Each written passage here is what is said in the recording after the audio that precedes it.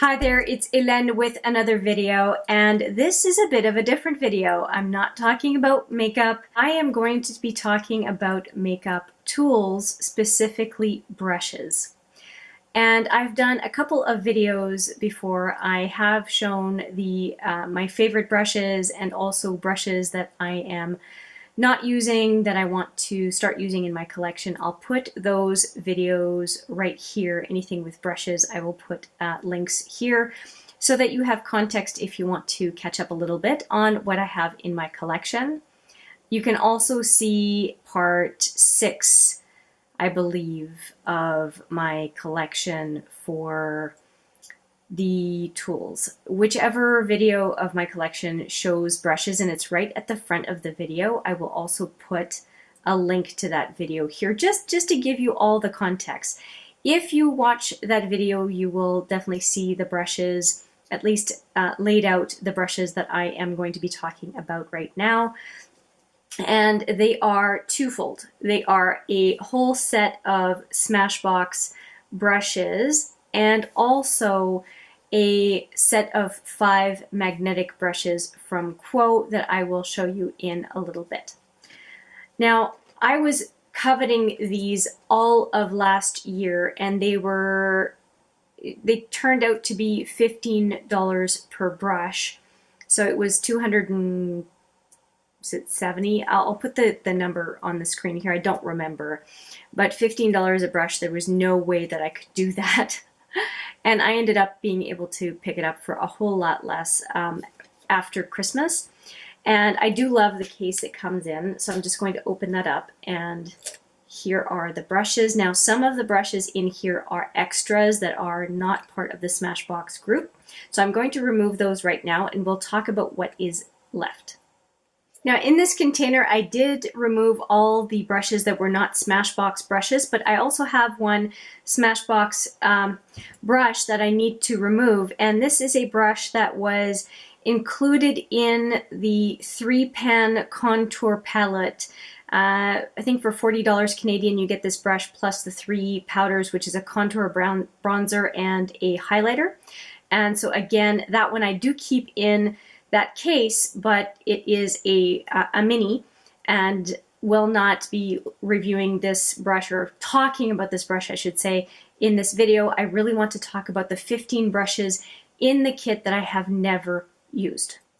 So here is the whole set now that I have removed all of the extras, and we're going to go from pretty much larger brushes down to smaller brushes. So the first brush I have here is the angled powder brush, and that is for general powder application. It's very, very, very soft. Makes me think of a larger powder brush, and I expect I will use it for my setting powders and powders all over, but not necessarily colored powders. So that is the first one. And then I have the Buildable cheek brush, which I think I will use for bronzer and blush. Again, very fluffy brush, like the angled brush, and I do appreciate that it has the angle like this. And I don't think I've shown you, there are indents in the brush for easy finger use, and you'll notice that there are 2 sets of these indents, one close up and one further back. And I think that that is very interesting as a feature, although obviously you can use it any which way, but it's nice that there's a resting position in close, proximate and distant areas of the brush. Very much like that. And I was very surprised when I first touched the brushes, how soft they were. I really appreciate that. And I am a sucker for consistency of design, and all the brushes look very much the same. And this is a small fan brush, and I think for the small size of the fan that I will end up enjoying this brush for precise highlighter application, for example. Down the bridge of my nose, Cupid's bow, and yeah, possibly on the cheek, but I think I'll use a different brush for that purpose. Again, very, very soft, and I like it better than the fan brush that I am using right now. Then we have a precise highlighting brush, and this is an angled brush very much like the angled powder brush. I like the fact that it's more dense, and I have a feeling that for glittery type highlighters, this one may work better than, for example, the fan brush, because a denser brush enables you to remove the glitter effect of the highlighter and more buff it into the skin. So I'm hoping that this brush will do that. I don't tend to use these brushes, but this is a blurring concealer brush. And I don't know that I would use it. I don't use it's quite dense. I would suspect that it is for liquid concealer. I would probably use this for powdering under my eye, but I don't think that I would use it for applying liquid concealer. I do appreciate a smaller brush to get under my eye, sometimes even to dust off some eyeshadow. You want a brush that will do that. I'll try it in various ways, but I'm not sure exactly how I'll be using it. Now I have two brushes that I think are definitely meant for liquids. This one is a small buildable concealer, so I think used for liquid concealers. And then its larger cousin, which is the Buildable foundation brush. I don't tend to use these brushes, and what I try to do is figure out other ways of using them. I have used this kind of a brush for contour, liquid contour application, so I'll have to see how I end up using them. I'm not sure yet. Because of how slick the bristles are, it tends to be kind of singular type application, but I keep thinking I'm going to find different uses for these. And actually applying masks, this might be a brush that I can use to do that. I'm not sure. If you've used foundation and concealer brushes differently, I would love to know how you use them. Now the next one, you can tell by my grin, I'm super excited about, and this is the Multitasking detail brush. I feel like I could do so much with this brush. Do you see how it's triangular shaped, meaning like 3D triangular shaped, pyramid shaped, I guess is the right term. I just feel like I could do so much with it. There are essentially 3 very flat sides, but because it comes to a point, you can also use the point of the brush for precision work. I'm looking forward to trying this brush, very much looking forward to trying this brush for detail work. And speaking of detail work, there is nothing much better than an angled eyeliner brush. I have one that is double-ended from Tarte that I love, and I appreciate having a backup because I am sure that that Tarte one will not last forever, and to have a second one in my arsenal is it's a delight. I'm very happy. And so if you're not sure about that, it's usually used with pot liners or something like the Aqua XL from Makeup Forever. Those are the products I would use with that brush. And now we are at the Contour Shadow Brush. A typical flat brush, although I find that the bristles are quite long, which is fine. I usually have them a little bit shorter than that, but I'm sure that the brush will work just the same as other brushes of this type that I have. And now a full coverage shadow brush. And this is nice for lid work to pack on the shadow. I will be using it for that purpose. And now here is a brow and lash lifter brush. Very interesting. So you've got this tool that you can use for brows and lashes, this tool that you can use for brows and lashes. One is a lot softer, one is a lot denser. We're used to the spoolie, but this is one that I don't think a lot of us use. And in fact, I have one of this type of brush in my collection right now. I don't use it very much. So it's about time I sort out all the benefits of this type of brush. And I'll have to read up a little bit on it because I obviously don't know enough about how different folks use this brush. So I'd like to inform myself and then report back. And next up is a brush that I'm very excited about. It is so good. I've been using a $3 Essence brush so far, but it's very, very small. I love the fact that this is a larger ferrule to, not ferrule, but a larger handle to hold on to. $3 Essence brush has been better than other brushes that I've found, but here now I have the tip that I want and the length of brush that I want. And this is a brow and liner brush, and I think it's going to do so, so well for me. Now this is a brush that I have 2 of them now because you'll see the other brush set that I'll be using. This is the Precise Smudger, very precise smudger.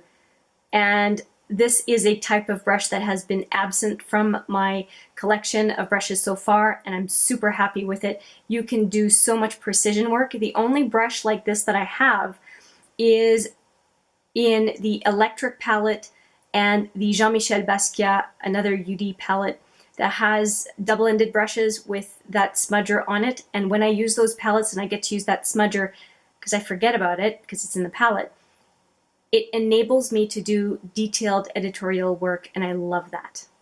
And finally, we have a lip liner brush. This is a typical lip liner brush, but what I do like is that it is very thin compared to a few other ones that I have that are thicker, and I think this might give me more precision. And now that you've seen all of the Smashbox brushes, I think you'll appreciate that because all the brushes are very similar, I like the standard aesthetic across the 15 brushes, and frankly, the mini as well that I'm going to keep in that brush kit, but it wasn't part of the set. And you'll see the red handle for a while because I will definitely be focusing on Smashbox tools for makeup application and really get my thoughts together on this set versus other brushes that I've been using for a while now. The one thing that I have noticed is there aren't big fluffy brushes, and that is why I have the other set to show you as well. But I really want to see how much I can get done with this Smashbox set and possibly bring another retractable large powder brush just to complement the rest. So that is my hope. So you'll see the red handles for a while in future videos for makeup application. Okay, that's it for the Smashbox brushes. Let me show you 5 more brushes that I'll also be testing out during this time. And this is the set of 5 additional brushes that I want to talk to you about. And there's only one so far that I've been using. And as you could tell, they're all magnetized. I have been using this one. These are all QUO brushes, and they don't have a specific name, but I'm going to call this a powder brush. And it is a lot softer than the other powder brush that I use, and I've been really enjoying it. Although I barely use it. I've really been keeping to my denser powder brush because I wanted to pretty much make a determination on these all at once, all 5, and so I need to be using them together to get a feel for it. But since two of these 5 brushes are not duplicates in the Smashbox set, I thought I could give them a shot. So I'm going to swap out my usual powder brush for this one for a while. And I'm also going to swap out my blush brush for this brush as well. So it's a big fluffy brush, but I do believe that I can do some good stuff with bronzer and blush on this brush. I'll probably only do bronzer with that one and probably use the Smashbox blush brush for blush purposes. This is a very dense foundation brush, and I'm a little bit lost as far as how I might use it. I may try to use it with powder foundation. I don't know how well that's going to work, but I do want to try to incorporate this brush into my use. It's not quite as sleek as the very, very thin foundation brushes, and I'm hoping that because it's a lot thicker that it may work well with powder. I'll try it probably with my dual finish from Lancôme, see what happens. And here is a more typical flat brush for eyeshadow, so I'll be using that one. It's very dense, so probably very good on the lid, although it's very slippery. So I wonder if it may be more meant for concealer. There's no name or anything on it. So I might try it for both purposes and see what I like best, although fingers is really what I tend to use for concealer. And finally, my third favorite in the set of 5 is this tiny, tiny precision brush. I'm going to call it a precision buffer brush for lack of a better name because it is not named. Although it is very, again, very, I'll call it slippery because the bristles are very densely packed. I don't think it's a lip brush. I'm going to use it for detailed work, and hopefully that one, along with the very small detailed smudger brush from Smashbox, that they end up being good complements to each other. I really don't think that it is a lip brush based on its shape. I don't think that lip brush would be good, so it must be more of a precision kind of detail work eyeshadow brush. So that's it, a total of 20 brushes that I will be trying out over the next month or two. I am literally parking all of my other brushes and using these. Unless I need to put one in timeout because I cannot get it to work, these are the brushes that I will be using for a while. So I guess you could call it, it's almost like a brand new focus for tools. And I'm really excited. I've been waiting to use them, and it is a big thing to get used to basically swap out all of your tools, but I'm ready for it, and I think it's going to be interesting. So watch out for them. You will see them in a lot of videos coming up where I'm doing any sort of makeup application. So that's it. I hope you enjoyed the intro to all these new tools, and I can't wait to report back. Thank you so much for watching. I appreciate it very much. I look forward to seeing you in the next video, but for now, take care.